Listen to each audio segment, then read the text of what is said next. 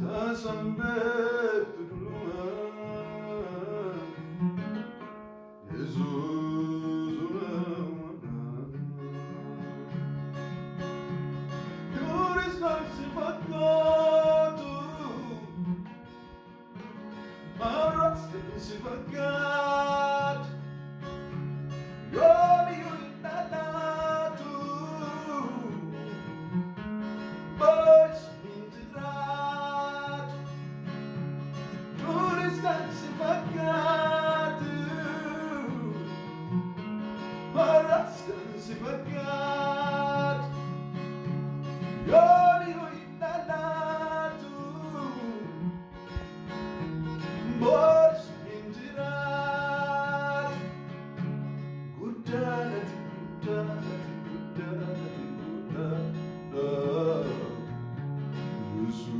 Jesus barasituma. Hallelujah. Nagaa Waaqayyoo isiniif haa ta'u. Ani obboleessa keessan faarfataa Elias Gabulaati. Kun YouTube officially kooti. Kan dhuunfaa kootiiti. Subscribe godhaa. Share walii godhaa walii dabarsaa. Sababi isaa kanaan dura sagantaa birmadummaa walii wajjin barataa akka turre mo'aarratti yaadattu jedhee yaada baay'een keessan gidduutti dhaabbatee akka inni jiru beektu nagaggaafataa turtan fallisaa inni guddaan tokko karaa kanaan wal tajaajiluudha.